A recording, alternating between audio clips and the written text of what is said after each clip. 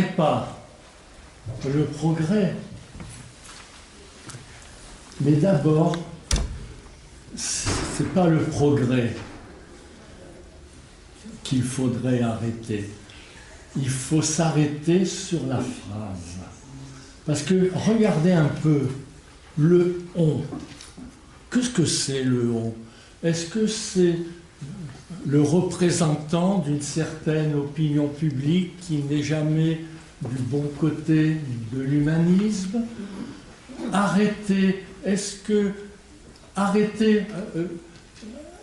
le progrès, c'est une sorte de personnage qui jouirait d'une certaine immunité, une immunité épistémologique?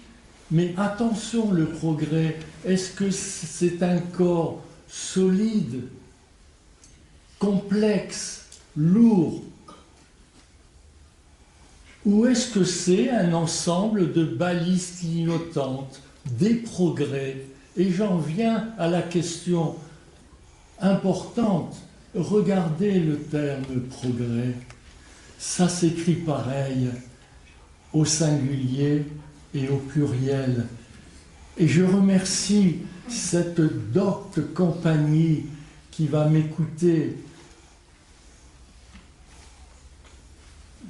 Ne me traitant pas le sujet. Voyez-vous, il faut parfois faire silence. Pourquoi fait-on silence? Parce que, à force de courir derrière le progrès, on s'essouffle, on ne rattrape pas le progrès, on le dépasse, et finalement, qu'est-ce qui se passe? On n'a aucune jouissance du monde dans lequel on est.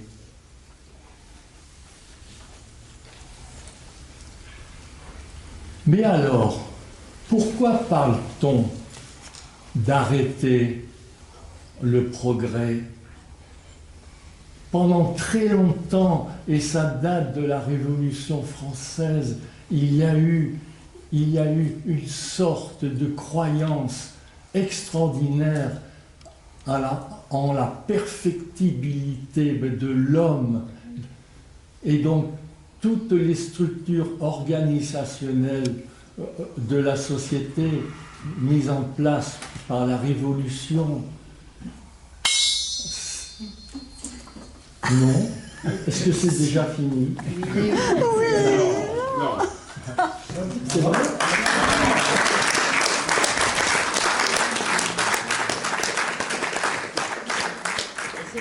Oui, c'est déjà fini. C'est déjà fini. Écoutez, je vous donne rendez-vous chez moi. Parce que j'ai une valise de livres. Alors on peut commencer très rapidement par esquisse d'un tableau du progrès humain d'un ami mathématicien qui s'appelait Condorcet. Et puis surtout, on n'a jamais su poser le problème du progrès. Est-ce que c'est une cause? Est-ce que c'est une illusion? Est-ce que c'est un mythe? Et vous pourriez lire avec moi le livre de Bouvresse sur le mythe du progrès. Donc à bientôt. Je vous invite à la campagne.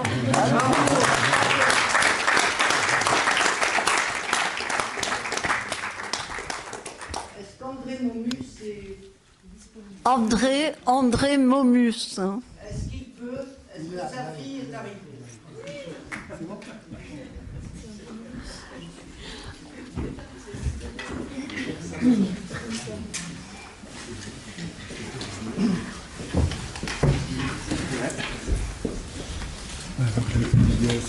Si tu préfères un micro comme ça, tu préfères ça ou ça va très bien, ça va.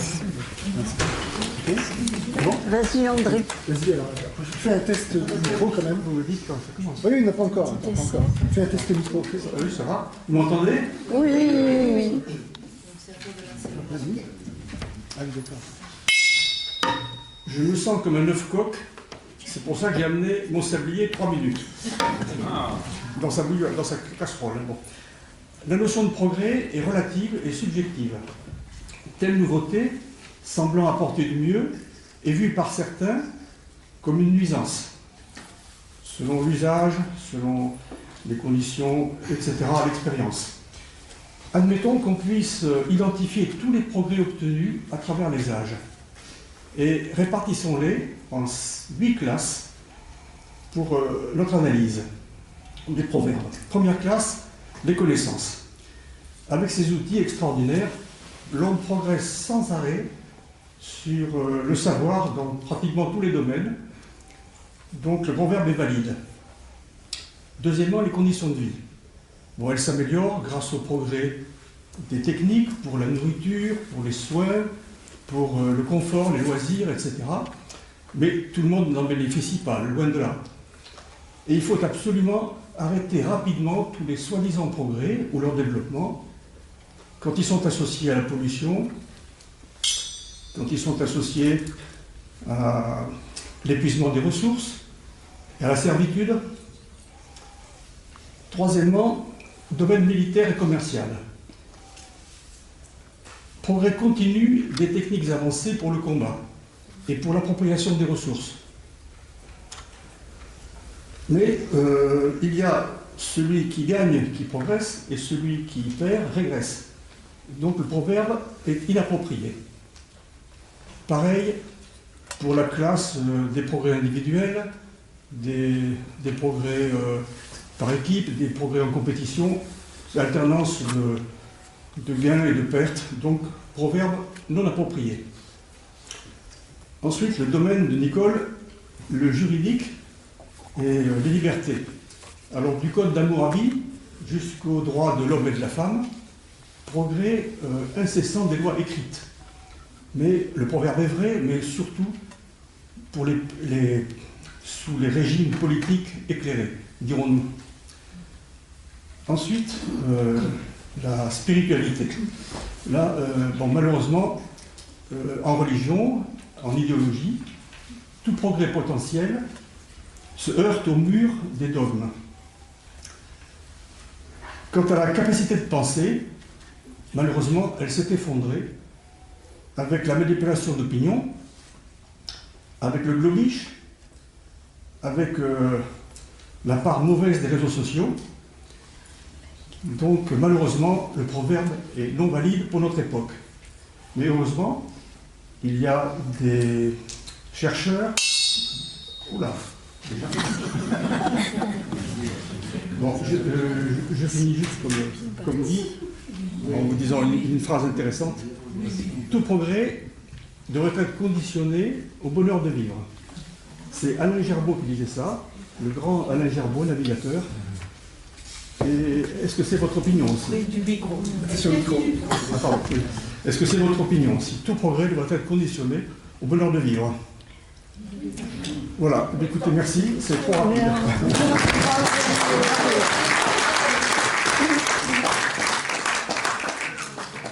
Ton sablier n'est pas synchrone, André. Ton sablier n'est pas synchrone. J'appelle Tu pourrais le prêter. Danny Pillot Je peux le prêter, hein. et son chien. Comment il s'appelle? Ulysse. Ulysse, traversant l'océan, enfin plutôt le voyage. Nous avons fait Qu'est-ce qu'il pense? Je m'en occupe. Qu'est-ce qu'il pense?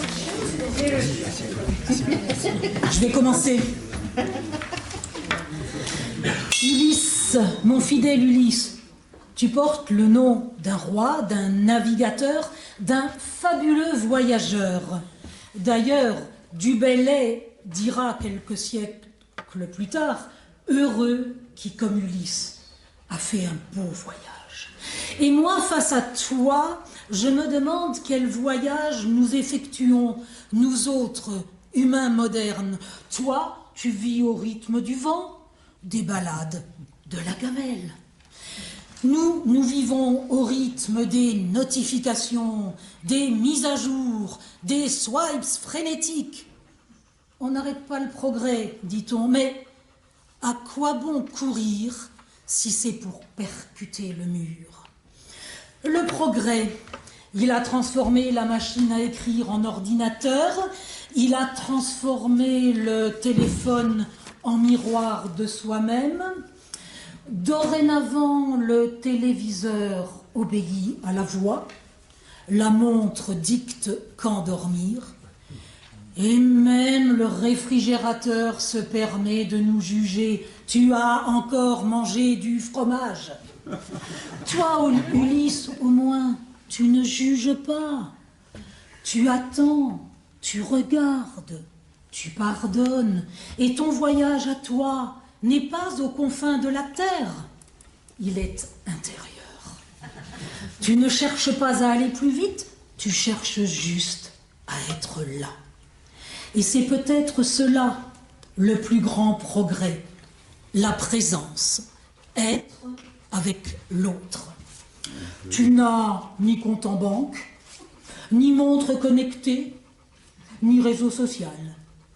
Mais tu es riche de temps, de silence, de fidélité.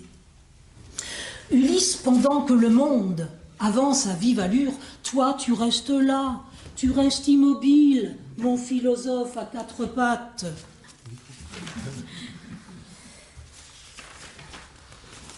Et tu me rappelles par ta présence que le progrès sans sagesse n'est qu'agitation.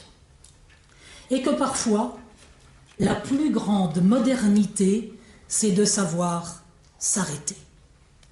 Ulysse, tu n'as peut-être pas vu Ithaque, mais chaque jour à tes côtés me rapproche de l'essentiel. Et si ce texte vous a fait sourire, réfléchir, ou même aboyer d'admiration, sachez qu'il est le fruit d'une collaboration transhumaniste diabolique entre Ulysse le chien philosophe, Dany la malicieuse et ChatGPT le scribe numérique. Merci à vous.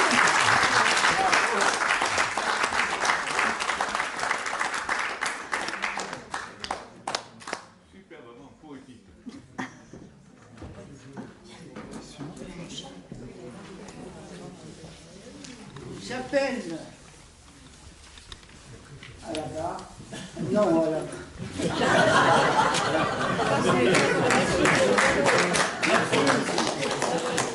Tu fais des heures supplémentaires là. Dominique. Allez, Dominique. Allez,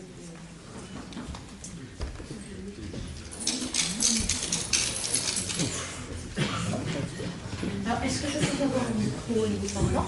Oui, bien sûr. Oui, micro, je peux faire le micro. Alors, l'autre, tiens, celui-là, tu peux passer celui-là. Ouais, voilà. Celui-là, prends celui-là. Voilà. Voilà. Ok, tu veux. Ok, c'est bon, d'accord. Ouais. Est-ce que tu veux les 3 minutes là Non, parce que là, c'est... Ouais. Alors, j'ai 180 secondes qui emportent le verbe. Et je veux arrêter ce progrès. Oh, la belle affaire! Mais comment vais-je faire? Une suspension éphémère, une panne horlogère, autant suspend ton vol? Non, non, non, non, non. Ce n'est pas la poèse qui accorde ses thèses, mais plutôt la philosophie qui seule y suffit. Alors j'ai 120 secondes à rhétoriquer entre un début et une fin. Parce que un début, débuter, est incessamment débité en débutant. C'est une espèce de petit poids entre l'abstraction mathématique, un instant T, tout court, tout nu, tout seul. Forcément, il n'a pas de géométrisation linéaire. Il n'y a pas d'orientation sans orient. Il n'y a pas d'évolution sans volition. Il n'y a pas de tension sans intention, ni de progrès sans degré, ni de top sans cap. Bref, une origine sans finalité, c'est le centre d'un centre, c'est le nord du pôle Nord, c'est une espèce de présent immobile, gelé, et je ne peux rien arrêter sur quelque chose qui est immobile. Alors j'ai 2 secondes quand même, 2 secondes avec un début et une fin. 2 secondes qui sont les bornes inamovibles qui figent les choses. Ce sont les permanences des limites silencieuses sans lesquelles aucun progrès n'aurait de lieu. Ce sont des constantes accrochées à des fixités définitives. Mais pas comme les constantes de la lumière dont on connaît la valeur, non. C'est le plus grand mystère du monde, ce monde qui danse entre 2 secondes inertes. Vissées, rivées, elles arriment ce qui remue et elles emmurent ce qui s'anime. Ces 2 secondes où s'échoue l'infini en écartent les durées et en ouvrent le sanctuaire.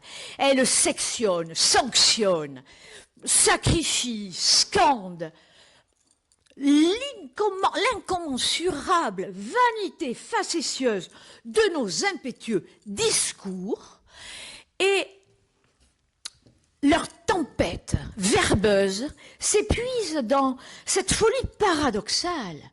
Le progrès naît de ce qu'il n'est pas. Autrement dit, c'est l'intemporel matriciel qui éveille le temps. Alors, dans cette fertilité insoluble, comment arrêter le progrès? Eh bien, l'ascension des paroles s'épuise, et ben voilà, vous ne le saurez jamais.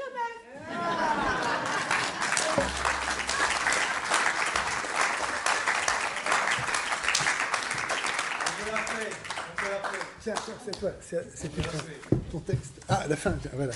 Alors, la fin, c'est que les paroles... Ah oui, les paroles. Non, c'est l'ascension des paroles qui s'épuise et s'exténue en aporie philosophique et que l'insoluble, eh bien, à nous d'y croître ou pas.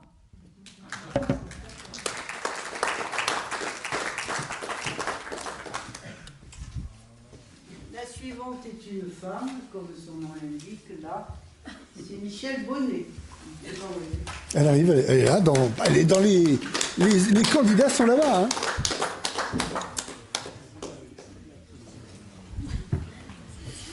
Qu'est-ce que tu préfères, fixe ou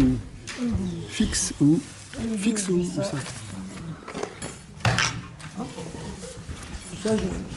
Tu prends le micro là-bas? Ah ben, je sais pas. Non, mais, comme tu veux.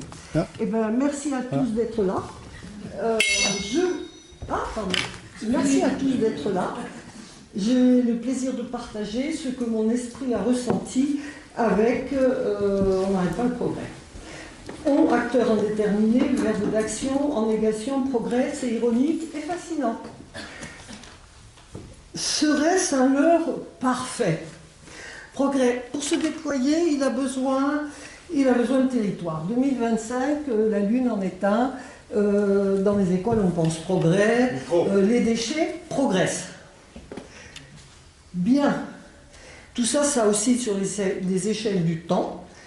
Et il se trouve que le GIEC scrute matière, énergie, structure, infrastructure, système. Se libérer de la matière est un fantasme, nous a dit Bernadette Vincent, que nous avons reçu au GREP pour un student ex machina. Nous sommes entre réel, virtuel et conscience. Pour la conscience, les mythes nichent avec les fantasmes entre le réel et le virtuel. Ça fait cinéma. Le mot progrès est un liant qui s'enflamme facilement. La connectivité est-elle un leurre pour calmer les esprits? Bon, le mot progrès, une histoire 1532, la Renaissance, progressus, avancée, du latin. Voilà, après il apparaît l'allocution, 1860-1880, elle accompagne les Lumières, les démocraties, le capital, des industries, et la publicité qui va avec. Bien, c'est le petit Robert, n'est-ce pas, Dico des collèges, 1996, 40 lignes d'entrée pour les troupes, on fait appel à André Gide et sa prose, des petits drapeaux pour les admirables progrès des Russes. Bien, dans la Terre au carré, une émission de radio, on reprend tout ça et on parle des métamorphoses de la pensée, décroissance, solutionnisme, techno-solutionnisme. Pierre-André Taguieff, historien des idées, philosophe reçu au GREP en 1999, a écrit un petit livre du progrès en 2001. Et il conclut avec Alexis de Tocqueville: le passé n'éclairant pas l'avenir, l'esprit marche dans les ténèbres.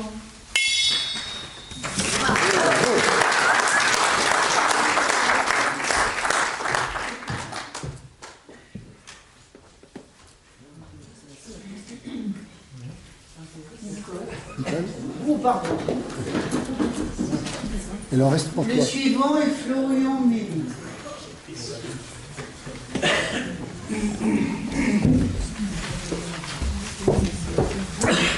Tu préfères comme ça ou comme ça, fixe ou mobile? Peut-être mobile. La nature du progrès.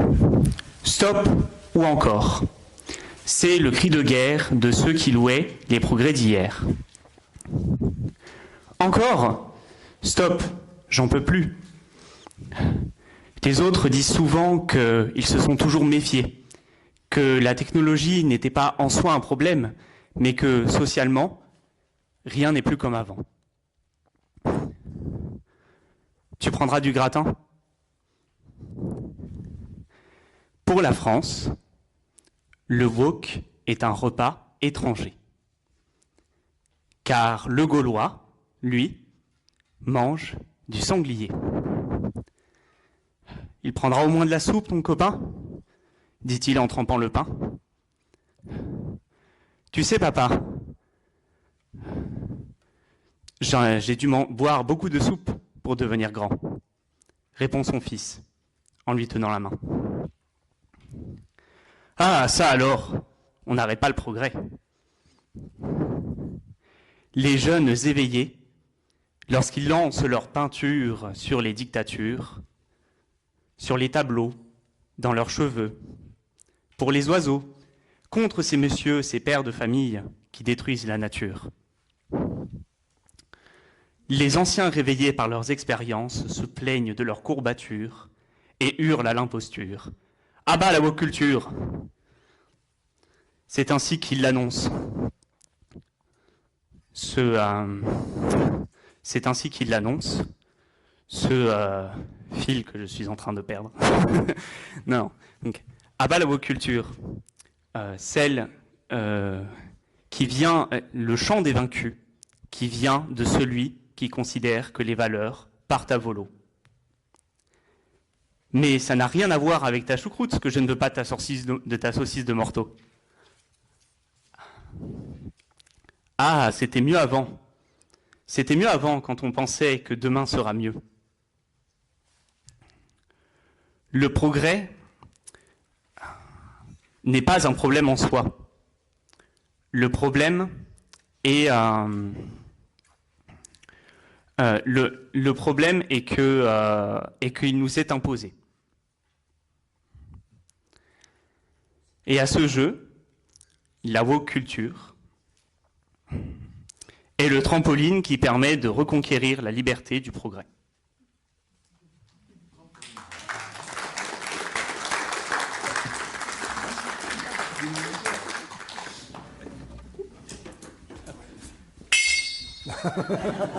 Et oui, bah oui. Je suis une machine. Jacques Perrier va prendre le relais au pied levé, sans avoir préparé.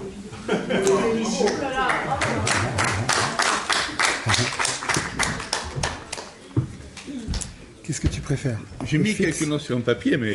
Tu préfères le fixe ou le mobile? Qu'est-ce que tu préfères? Je suis plus à l'aise avec ça. Avec ça, d'accord. 1, 2, 3, parfait. Bon après-midi. Il me revient dans le plaisir de parler, d'essayer de répondre à cette question. On n'arrête pas le progrès. Eh bien, on pourrait penser a priori que non. On n'a aucune raison d'arrêter le progrès. Qui va arrêter telle chanteuse qui a l'idée de créer un nouvel air ou de nouvelles chansons, de le faire? Ou tel peintre de réaliser tel ou tel tableau? Ce sera absolument incohérent. Ou tel chercheur de revenir dans son labo la nuit, même si c'est interdit, parce qu'il lui vient une idée qui l'empêche de dormir et qu'il a bien envie de tester. Rien ne peut empêcher l'humain, donc, dans son besoin fondamental, de comprendre et de connaître. Quand nos prédécesseurs sapiens décident de quitter les Aisies en Dordogne pour aller à l'autre bout de la Sibérie, quelle est la force qui les pousse, si ce n'est celle de découvrir et de comprendre? Et dans tous les domaines de la création, de la pensée, de l'activité humaine, eh bien, comment pourrait-on arrêter le progrès? Y aurait-il une limite à mettre à la chose? Effectivement, c'est le discours que tiennent certains, à savoir, arrêtons, la planète est menacée, si nous continuons dans l'idée du progrès, nous allons tout détruire. Mon point de vue est différent. Je ne pense pas qu'il faille arrêter le progrès, il faut seulement le réguler. Quelques exemples. Vous vous rappelez cette opération de la brebis Dolly, par laquelle des chercheurs avaient réussi à mettre au point la reproduction à l'infini d'un certain nombre de brebis.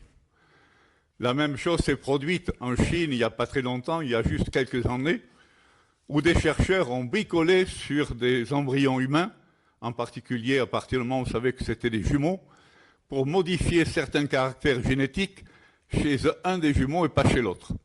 Fort heureusement, ces chercheurs ont fini en prison et il semble qu'ils y soient pour longtemps. Mais ce besoin humain de comprendre et de connaître, il est absolument inhérent à l'humain. On peut pas, il n'est pas question, et ce serait une grave erreur, que de l'interrompre. Une fois encore, l'interrompre surtout pas, le réguler, oui. Je cite un dernier exemple très récent, celui de la biologie de synthèse. On connaît en particulier, vous avez sans doute entendu parler des bactéries miroirs. Alors, vous savez sans doute que dans la nature, toutes les molécules qui ont une structure asymétrique, c'est-à-dire qui ne sont pas superposables à elles-mêmes, sont soit droites, soit gauches. Et il se trouve que dans la nature, toutes les molécules du monde vivant, que ce soit les acides nucléiques, que ce soit les acides aminés qui constituent les protéines, etc., tous ces composés sont soit droites, soit gauches. Et ils n'ont qu'une seule structure. Bien. Eh bien, un certain nombre de gens...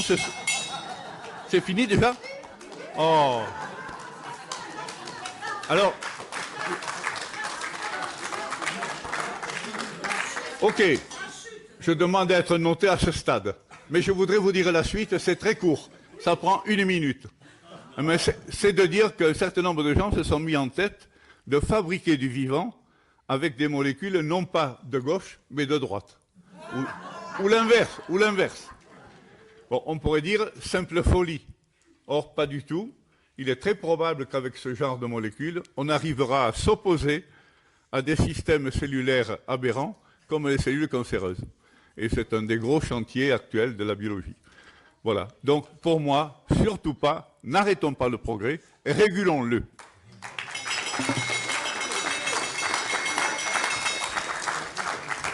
C'était les partis de droite et de gauche dont tu parles, je suppose. Mademoiselle ou Madame Sarah Kadiri.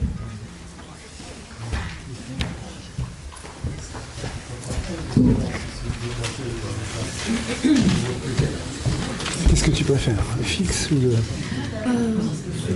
Je vais prendre comme ça, c'est plus simple.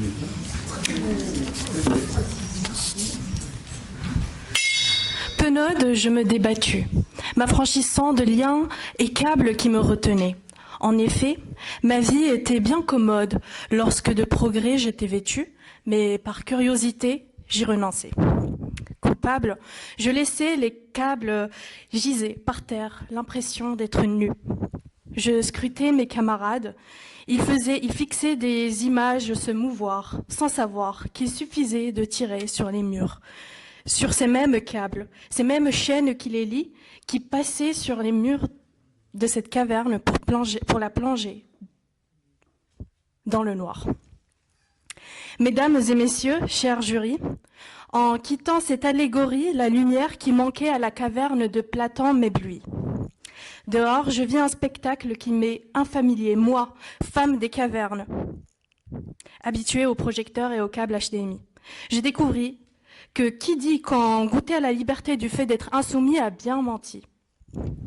Je le sus et vous comprendrez quand j'ai vu ces gens-là, debout, ne savant que faire de leurs mains. Ils m'ont confié, messieurs, dames, qu'avant ils étaient embroumanes. Ils performaient des spectacles d'ombre sur les murs de ma caverne enfin. Tout cela, c'était avant que le progrès ne rende leur talent vain, que les projecteurs, que les artifices ne les contraint à se rendre à l'évidence. Et là, je me rendis compte que je venais de rencontrer les héros de mon enfance. Oh, douce nostalgie, que de créativité, de contes de fées, de princesses et de grenouilles. Tout ça, c'était avant que la lumière tapante artificielle ne les écrabouille.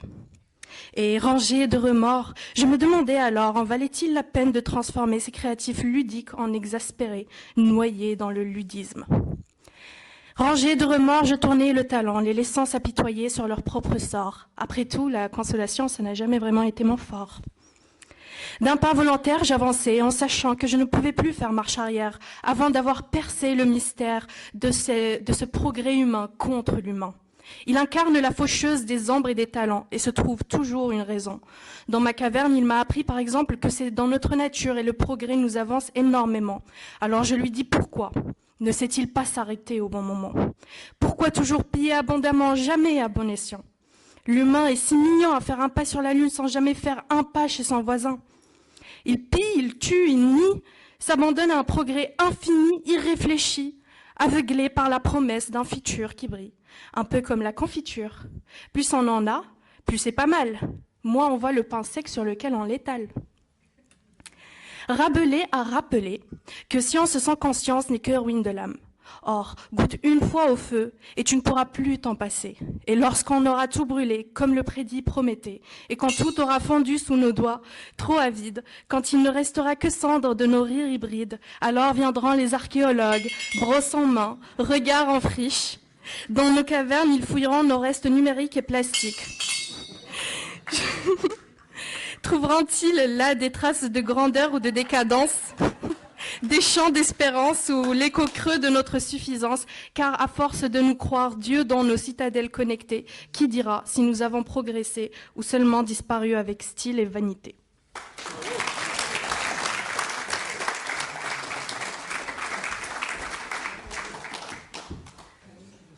La suivante, c'est cette chère élève.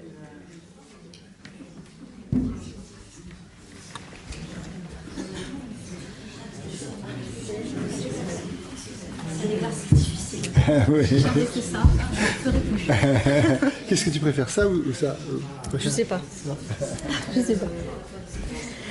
Bonjour à toutes et tous. Je dis que c'est un exercice difficile et que je ne referai plus.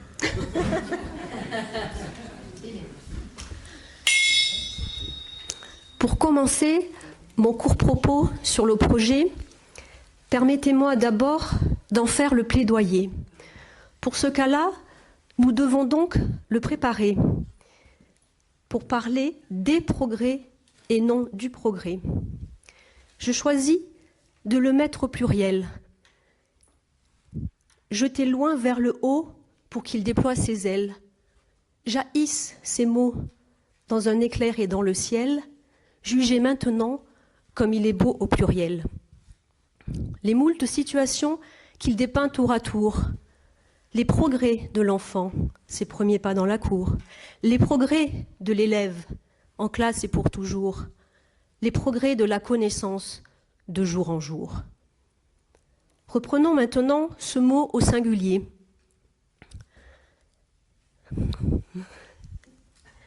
Reprenons maintenant ce mot au singulier. Non, c'est pas ça.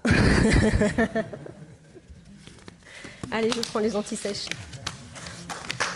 Merci.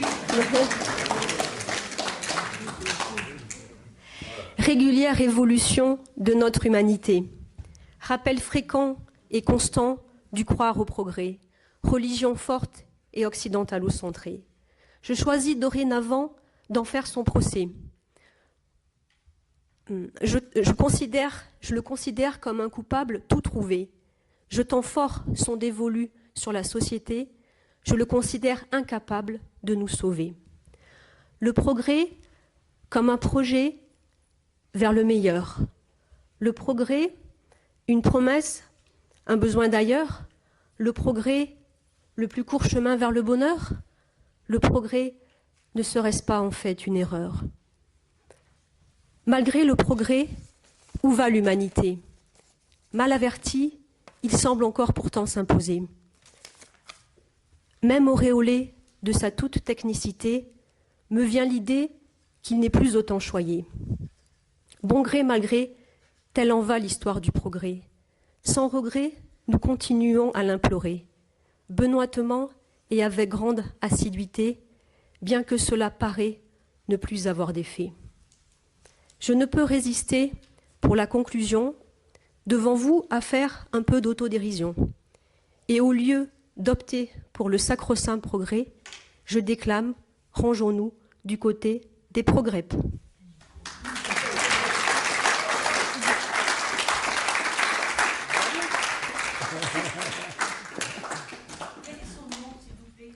Hélène. Hélène Cabane, oui. Maintenant, un garçon, Gilles Morello. Morello, oui, c'est bien ça.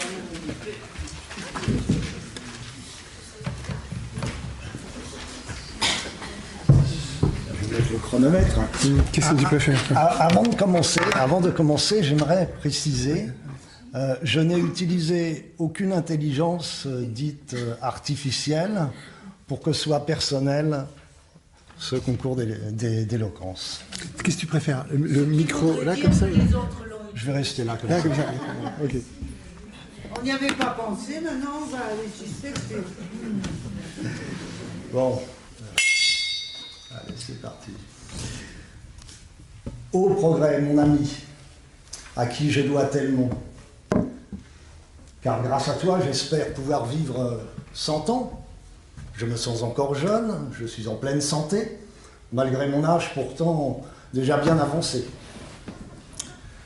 Et toi, progrès scientifique, tu sais combien je t'aime, car dans tes bras j'éprouve la jouissance suprême de connaître, je crois, l'univers et l'atome, la nature, l'être humain, et même son génome. Et encore, que dire du progrès technique qui m'offre dans la vie un confort fantastique, le bonheur matériel, fait de moi un surhomme en rendant mes actions efficaces au summum. Mais je dois reconnaître que depuis 120 ans, tu m'as beaucoup déçu. Le spectacle navrant de ces atrocités que tu as engendrées, toutes ces souffrances qui me laissent penser que tu as oublié, avec grande imprudence, que sciences et techniques ne sont rien sans conscience. Car enfin, derrière ce seul mot de progrès se cache une fratrie, et pour être complet, au progrès scientifique, technique et médical doit s'ajouter progrès philosophique, moral, sans oublier progrès politique et social. Alors certes, tu nous offres ce rêve un peu obscur de tous nous libérer des forces de la nature. Mais de tous ces progrès scientifiques et techniques ne découlent pas toujours, et c'est un peu tragique, tous les progrès, tous les besoins sociaux, tous les progrès sociaux dont nous avons besoin, car c'est aux politiques, en fait, d'en prendre soin. Progrès est une approche, oui, de la vérité, mais pour rendre plus juste toute notre société, il faut du spirituel et du sens et du beau, comme nous le disait notre sage Rousseau. Et donc, grande question, devons-nous t'arrêter? Ton étymologie t'impose d'avancer. Et si nous décidions soudain de t'arrêter, au désespoir, je crois, nous serions condamnés, car notre condition humaine, profondément, veut que tu continues cette marche en avant. Mais alors, s'il te plaît, fais bien attention à mieux équilibrer l'ensemble de tes actions, afin que tous puissent dire que progrès infini rime avec sagesse, justice et harmonie.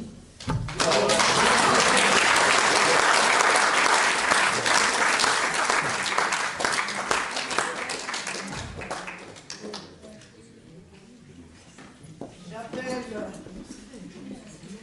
Claudine.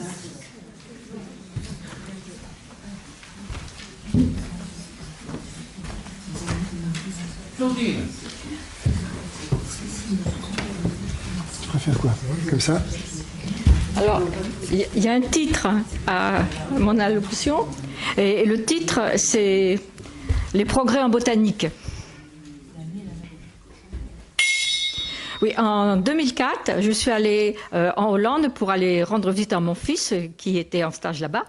Et je me dis que la Hollande, c'est le pays des Hollandes, des tulipes, et qu'il doit y avoir de merveilleuses, uniques tulipes en Hollande. Et bien sûr, c'était le mois de juillet, donc il n'y avait que des champs complètement labourés sans aucune fleur. Mais je suis passée devant un marchand de tulipes et il vendait des oignons de tulipes noires. Quelle drôle d'idée!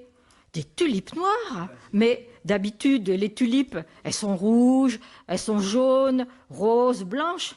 Mais c'est bizarre, des tulipes noires. Ah, peut-être qu'il y a des gens qui en achètent pour aller mettre sur la tombe de leur défunt bien-aimé, ou bien pour narguer un défunt qu'ils n'ont pas du tout aimé. Mais bizarre quand même, des tulipes noires, comment ça peut exister? Tulipes noires, tulipes noires. Mais ça me rappelle quelque chose. Mais oui, Alain Delon, le héros de mon enfance, le justicier masqué qui signait tous ses exploits du nom de la tulipe noire. C'est décidé, j'ai acheté des oignons de tulipes noires. Et le printemps suivant, j'ai eu de magnifiques tulipes noires dans mon jardin. Mais l'année suivante, sur les 10, il n'en restait que 6, et elles étaient violettes. Ça avait été dégénéré. Oh, je me dis peut-être que c'est pas grave. J'ai attendu le printemps suivant, et elles étaient violettes, mais d'un violet clair cette fois. C'était raté. Alors j'ai un peu oublié ma déception, mais en 2017, au marché de Tournefeuille, j'ai vu un marchand de tulipes noires. Je me suis dit que les botanistes de Tournefeuille étaient peut-être un petit peu plus malins que les botanistes hollandais. J'ai donc acheté des oignons de tulipes noires. Le printemps suivant, j'ai eu 10 magnifiques tulipes noires, mais au printemps encore après, j'ai eu des tulipes violettes, et le printemps après, il ne m'en restait qu'une, et elle était d'un violet très très léger. Bon, vraiment, je me dis, les botanistes ne sont pas forts quand même.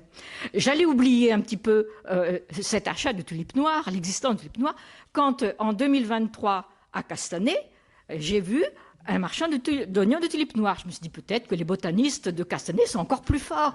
Et surtout que depuis les années 2000, il y avait cet outil magique qui s'appelle le CRISPR-Cas9, qui est incapable d'ingérer un gène dans l'ADN d'une cellule du vivant. Peut-être que les botanistes sont capables de faire ça pour les tulipes.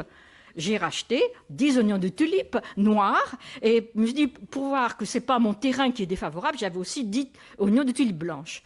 En 2024, j'ai eu 10 magnifiques tulipes blanches, 10 magnifiques tulipes noires, elles étaient toutes petites. Et en 2025, j'avais de magnifiques tulipes blanches et plus aucune tulipe noire. Bon, j'étais très déçue et je me dis ici que si ce magnifique outil de CRISPR-Cas9 n'est fait que pour séduire les naïfs comme moi, peut-être que ça ne vaut pas le coup.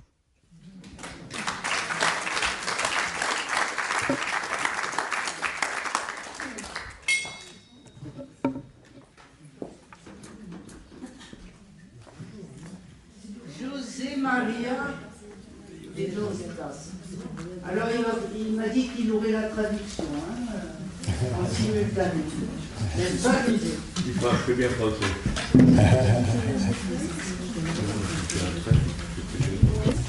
Qu'est-ce que tu préfères, Claire? Et non, parce que il passe. Ah bon, d'accord, je passe.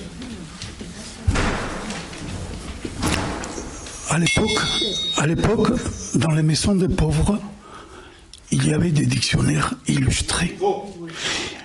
À l'époque, dans les maisons des riches, il y avait des dictionnaires illustrés.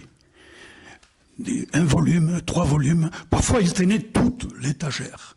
Et les enfants des riches, ils faisaient des compositions, ils faisaient des rédactions, que par la suite, dans l'école, même les profs, ils étaient surpris. Ils apprenaient même beaucoup de choses. Dans les enfants, dans la maison chez les pauvres, il n'avait pas de dictionnaire. Chez moi, il y avait un dictionnaire en noir et blanc. Mais il y avait à l'intérieur, de temps en temps, des petites lames coloriées. Et c'était des trucs très divers, la flore, la faune de l'Afrique occidentale, les uniformes militaires des soldats de l'Europe. Et il y avait une lame avec des drapeaux. Et parmi ces drapeaux, il y avait un jaune et vert qui avait une petite lettre qu'on ne comprenait pas, qu'on n'arrivait pas à lire. Le jury va dire, mais de quoi il parle là, du progrès? J'arrive. Et mon père, il était philatélique, avec ses cadres et avec devant cette audience, les câbles. Et comme tout bon philatélique, j'insiste, il y avait des loupes. Et avec ces loupes, j'ai essayé de regarder qu'est-ce qu'il y avait écrit dans ces drapeaux. Impossible. Par ces circonstances, beaucoup d'années après, comme on dit dans les films, pour ces circonstances professionnelles, j'étais destiné au Brésil. J'ai dit, tiens, c'est les drapeaux brésiliens, je crois, c'est jaune. Je vais voir enfin qu'est-ce qu'il dit dans ces drapeaux. Il dit, c'est Orden et Progresso. J'arrive au progrès. Et ça m'a fasciné, mais en même temps, ça m'a un peu choqué, parce que j'ai dit, bon, tout le monde il m'a dit que les progrès, justement, ça génère des désordres. Et comment ils arrivent à conjurer l'ordre et les progrès? J'avais eu la précaution de lire Celso Furtado, qui m'avait expliqué tous les mouvements qu'il y avait eu l'économie brésilienne, de la canne à sucre. Les Caraïbes, ils produisaient des moins chers. Ils ont passé de la canne à sucre au café. Et du café, ça n'a pas marché non plus. Probablement à cause de cette prévision qu'il a fait notre MUS, de notre commission des prospectives, qui a dit que les cafés et les cacao, dans quelques mois, ils seront pas à la mode. C'est Madame de Sévigné. 3. Ça continue. C'est un jeu. En période de sécheresse, les Berbères du Sud que nous sommes se transforment en hirondelles et viennent travailler dans les usines Renault à Paris. Et c'est à Paris que nous avons découvert le « en ». Qu'est-ce que ça veut dire le « en » dans la phrase « on n'arrête pas le progrès ». Ce « en », en fait, c'est l'organisation scientifique du travail, c'est du taylorisme, c'est la définition de la tâche, et en fonction de cette tâche, on va chercher les caractéristiques d'un opérateur et de le choisir par un milieu d'experts et lui donner les conditions de matériel pour exécuter sa tâche. Et cette tâche, une fois évaluée, a des effets positifs sur le travailleur par ancienneté.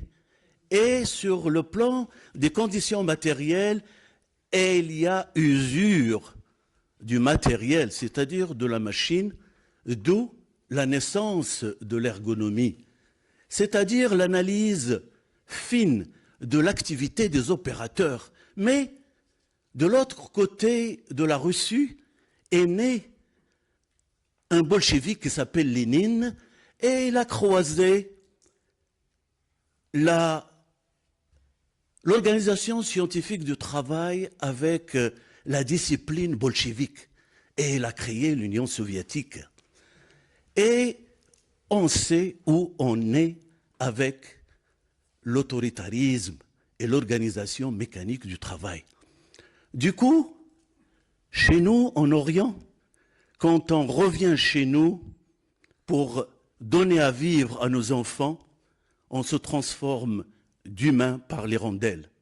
Et nous agissons avec les nôtres entre deux vertus. La vertu du travail scientifique et surtout la vertu d'appropriation des vertus du chien. Le chien, pour nous, c'est l'amour, c'est la fidélité, c'est le contentement de peu, c'est l'errance. Mon chien, c'est Dog, et c'est le God, et ce que Serge Pey nous appelle en pays Occitanie, Dieu est suspendu dans un arbre, c'est le chien. Merci.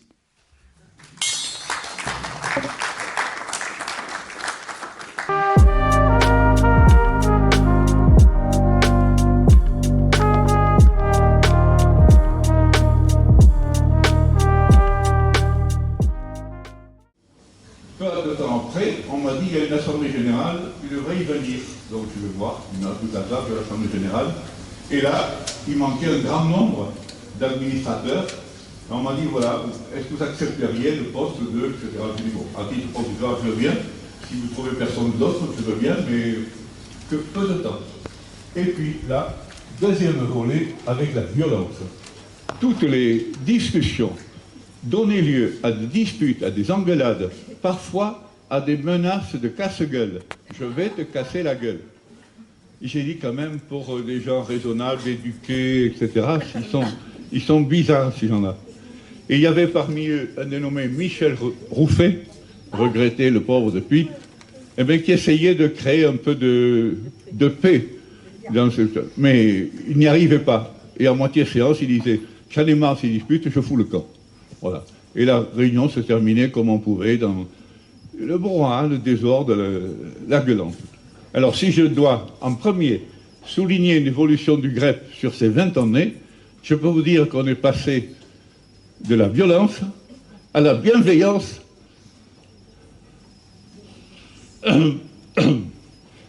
qu'évoquait hier Olivier. Parce que c'est vrai que de nos jours, on débat avec bienveillance.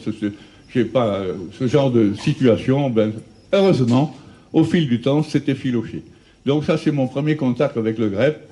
Et par la suite, j'y suis resté. Je suis resté dans ce conseil d'administration que je trouvais vraiment très vivant. Et puis petit à petit, les choses se sont un peu calmées, se sont un peu régulées.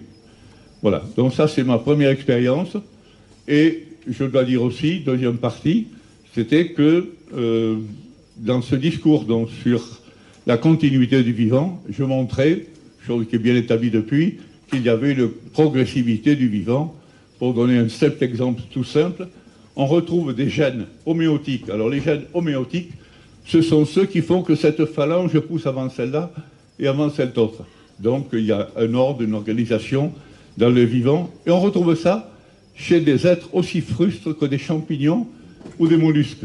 Donc ça veut dire que la vie a récolté, a récupéré tout au long de son parcours tout ce qu'il y avait d'utilisable et de profitable. Entre parenthèses, avec une échelle de temps extraordinaire que nous avons découverte à ce moment-là. Je donne juste un exemple. Entre les algues unicellulaires, une petite algue toute minuscule, à des algues pluricellulaires, donc plusieurs cellules dans la même algue, il s'est écoulé, écoutez bien, 2 milliards d'années. Il a fallu 2 milliards d'années d'essais et d'erreurs pour arriver à trouver la meilleure solution pour faire une algue pluricellulaire. Bon, voilà, cette notion de profondeur de temps qu'on a retrouvée quelques temps plus tard, quelques années plus tard, en 2014, quand, avec Jean-Pierre Rouzière, nous avons fait un travail sur Darwin, puisqu'on célébrait à ce moment-là un des anniversaires de Darwin. Conférence qu'on a baladée à différents endroits et qui s'était, je crois, très bien passée, et dans laquelle, donc, le concept d'évolution, de la continuité du vivant était clairement apparu. Si j'en parle autant, il faut raccourcir, on va raccourcir. Si j'en parle autant, ben c'est parce que, à cette soirée-là, non seulement le responsable de la conf, mais également un certain nombre d'intervenants, m'avaient descendu en disant qu'est-ce que c'est que ce discours. Il y a le cristallin, le cristal, le végétal, l'animal, et puis arrive l'humain. Et tout le monde était convaincu que c'était comme ça. Et alors je me suis dit, oulala, je suis tombé chez les évangélistes peut-être, et donc il faut y aller doucement. Et je me suis aperçu que les gens en question n'étaient pas du tout les évangélistes, c'était des marxistes purs et durs. Et qui... Bon, c'était assez rigolo. Donc, simplement pour dire deux choses, donc, de la violence, nous sommes passés à la bienveillance, et deuxièmement, du caractère peut-être un peu figé des idées, nous sommes venus 20 ans plus tard à une fluidité, à une ouverture d'esprit qui est infiniment plus agréable. Donc bravo le GREP sur ces 20 ans. Ah, c'est pas fini. Oh, c'est que la première minute, il y en a 3. Donc dans les deux autres minutes, ce sera vite dit.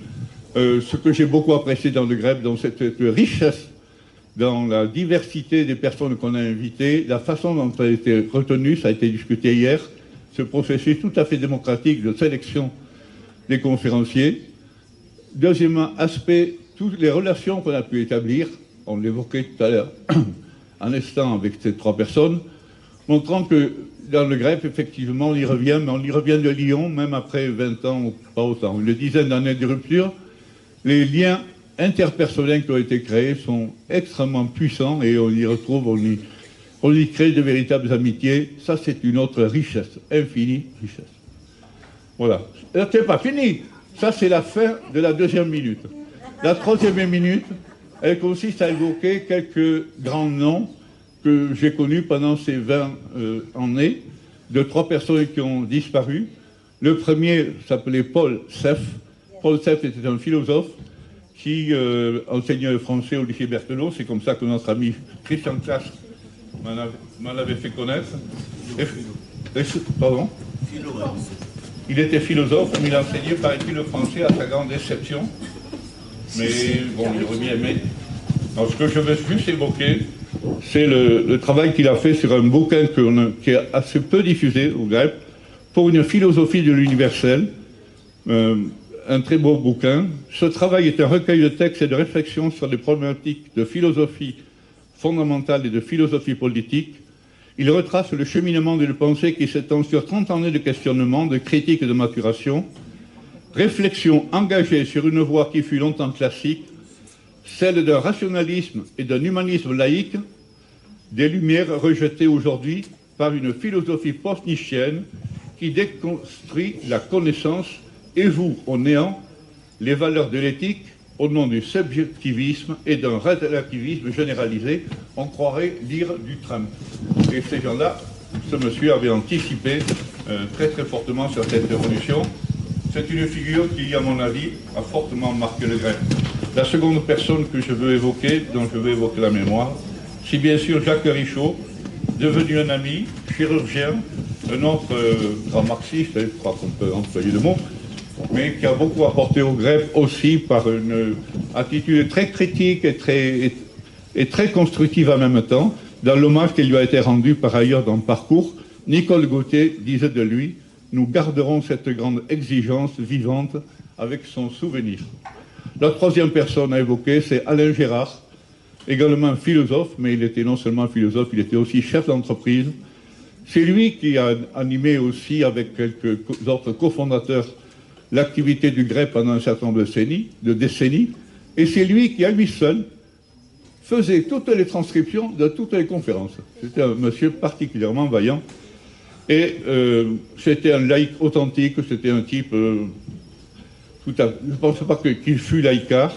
Il aimait bien susciter la réflexion et le débat, en particulier sur croyance et incroyance. Il avait même pondu un texte qui avait fait débat dans le GREP, qui s'était intitulé « La spiritualité un concept inutile. Alors effectivement, c'est le moment qu'il ait loupé la conférence que nous avions organisée quelques temps plus tard, avec deux orateurs qui étaient Maurice Bellet, un théologien critique, et André Comte-Sponville, comme intervenant, auteur d'un traité sur l'athéisme pour une spiritualité sans Dieu. Voilà, et ces gens-là avaient débattu. Alors, si j'évoque ces noms rapidement, c'est pour dire qu'on avait, à cette époque-là, un public au GREP absolument énorme. C'est-à-dire qu'on avait, sur une conférence comme celle que je viens d'évoquer, on avait regroupé plus de 400 personnes, et l'amphi de la TBS Toulouse Centre était bondé, et même un certain nombre de personnes avaient été refusées, donc ça devait correspondre à peu près à 500 personnes. Et le record fut battu lors d'une des conférences d'Edgar Morin, qui lui avait vu autour de 700 ou 750 personnes défiler. Voilà. Un mot enfin pour tous ceux qui mouillent la chemise et parfois le chemisier dans le GREP, qui font qu'il a fonctionné, qu'il est ce qu'il est aussi vivant que ce qu'il est. J'ai eu l'honneur de connaître 3 présidents successifs. Le premier fut Nicole Gauthier, qui n'était pas venue à ma conférence d'ailleurs, mais j'ai compris après pourquoi. C'est parce qu'elle ne pouvait pas supporter l'animateur de la soirée en question. Mais elle a été quelque temps, quelques temps conférencière, mais elle est, présidente, mais elle est restée jusqu'au bout, jusqu'à aujourd'hui. Regardez, aujourd'hui, mais c'est à elle que nous le devons. Merci. Après, j'ai connu Jean-Pierre Rouzière. Alors, Jean-Pierre Rouzière, lui a eu un mandat assez dur, plutôt ferme sur ses positions. Alors, gros travailleur, une bibliothèque gigantesque, il travaille beaucoup en philo, alors qu'il était ingénieur de formation, mais quand même très carré sur ses idées. Et André Comte-Sponville lui-même en avait fait l'expérience une soirée où nous étions retrouvés au restaurant après la conférence, où Jean-Pierre avait voulu le convaincre de l'importance de la pensée symbolique. Alors Comte-Sponville a écouté un moment, il trouvait ça sympathique, et puis au moment, il en a eu tellement marre qu'il a foutu le camp. Et comme j'étais animateur de la soirée, il m'a dit, écoutez-moi, raccompagnez-moi à mon hôtel, ça suffit. Et il est parti. Et puis Jean-Marie Pillot, un mot de Jean-Marie Pillot, même, je ne sais pas s'il est là, mais pour dire quand même qu'il est là. Et retournez, c'est pour ça, retournez. Jean-Marie Pillot, pour dire de lui qu'il a fait un travail, et il continue de faire un travail absolument gigantesque pour le GREP, un investissement énorme, et par son canal, se sont créés un certain nombre de commissions, d'activités qui sont tout à fait rayonnantes et qui donnent des choses magnifiques. Dernier point, je voudrais mentionner René Dervaux, car si le GREP a la réputation qu'il a, c'est en partie dû au travail que René Dervaux fait depuis que Alain Gérard, dont j'ai parlé tout à l'heure, a laissé la place. Un groupe de personnes s'est constitué autour de René Dervaux, et toutes les conférences ont été transcrites avec la qualité que vous connaissez, et nous devons à René d'avoir assuré avec continuité sur au moins une vingtaine d'années, cette activité absolument magnifique. Donc, merci à vous tous qui mouillent la chemise, je le répète, et le chemisier parfois, pour le GREP. Merci du très beau boulot que vous faites. Merci à vous.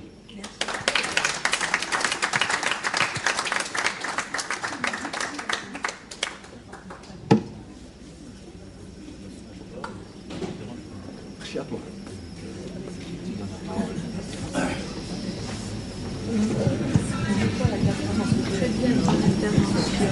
C'est vrai? Ah oui, il donne un panorama uniforme. C'est toujours uniforme.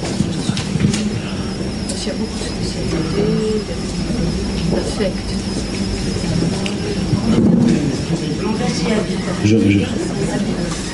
Hein? Vas-y.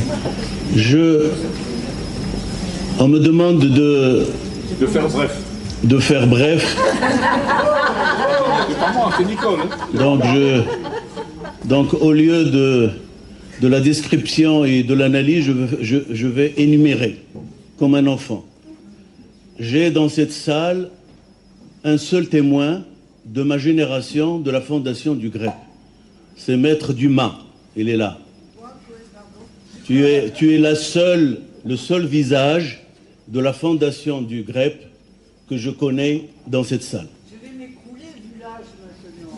La fondation va s'écrouler. La seule vivante. Donc, deuxième élément, j'étais secrétaire général de l'Union nationale des étudiants du Maroc, et c'était en 1983-84, et on avait dans la Ligue de l'enseignement un lieu où on peut louer des films et prendre les outils pour projeter des films à Paul Sabatier, à l'Arsenal et à Daniel Fauché. Et c'est dans ce contact permanent avec la Ligue de l'enseignement que j'ai fait la connaissance de Hugues Castella en 84. Et à l'époque, Hugues Castella, secrétaire général après du GREP et membre fondateur, me disait, mais nous sommes en train de réfléchir sur une instance similaire à ce que tu connais au GREP à Paris. Parce qu'à Paris, depuis 1965, il y a un GREP qui s'appelle Groupe de recherche et d'éducation permanente. Et après est devenu éducation et prospective. Et Hugues Castella a fait venir la revue du GREP et il a refait sa vie chez les éditions Privat. Et c'est dans ce sillage que j'ai participé à la fondation aux rues du Zamidounier. Le GREP, en 1985, quand il a été créé, il avait comme local et comme secrétaire payé par la Ligue de l'enseignement Hugues Castella. Et petit à petit, pour des raisons de farouche indépendance des fondateurs de l'époque, nous nous sommes séparés de la Ligue de l'enseignement. Donc je veux ici rappeler, énumérer, mais pas analyser, aussi des mémoires. Robert Fréminet, que j'ai accompagné jusqu'à sa mort à la Barthe-sur-Lèze, Alain Gérard, qui m'a donné beaucoup et que j'ai accompagné jusqu'à son décès, et Alain Gérard, je me souviens, je me suis déplacé avec lui chez Paul Arvois 2 fois jusqu'à sa mort.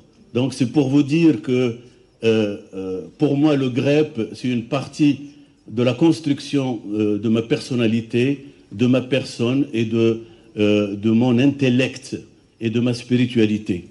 J'ai la chance d'avoir, et je conclus là-dessus, j'ai la chance d'avoir un privilège parmi mes collègues du GREP, c'est d'avoir fait connaître le GREP à Marrakech.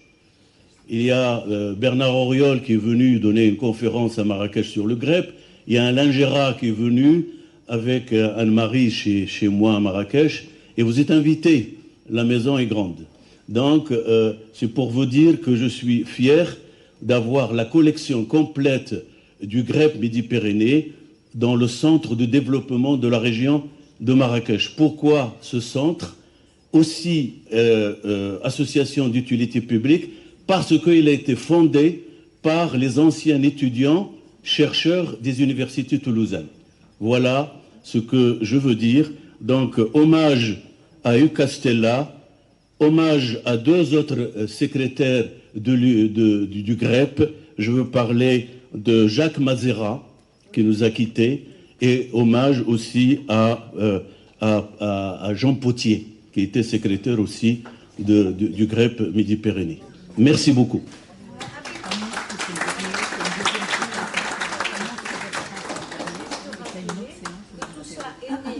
Alors, Bertrand... Oui, non, mais c'est les détails. C'est ça. Ils ne veulent pas des détails parce qu'ils n'ont pas le temps. Non. Alors, Bertrand va prendre la parole. Ça sera le dernier dans cette séquence-ci, et il y en aura une autre. Donc, je donne la parole à Bertrand, pas très longtemps. 3 minutes. 3 minutes. Chronome. Alors, je suis arrivé au GREP en 2020. Je le connaissais vaguement pour être venu à des conférences. En octobre 2020, j'ai été invité par Michel Rouffet dans le groupe Croyants Incroyants à présenter ma lecture personnelle des évangiles avec un musulman expliquant sa propre lecture du Coran. Ah oui, je mets plus près. Oui, j'ai été impressionné par la qualité des débats dans le tour de table qui a suivi, et je suis resté dans le groupe, séduit par la gentillesse de l'accueil et la sincérité des échanges. Par la suite, je participais comme je pouvais aux réunions, puis un sous-groupe appelé Éducation et spiritualité a été organisé par Michel Rouffet avec Jean-Pierre Rouzière et d'autres pour chercher les moyens d'introduire au sein de l'école publique un éveil à la dimension spirituelle de l'homme. Ce sous-groupe a dû traverser l'épidémie de la Covid et s'est organisé avec le projet de préparer le colloque Éducation et sciences de l'existence qui s'est tenu en 2023, porté par Gilles Féteau.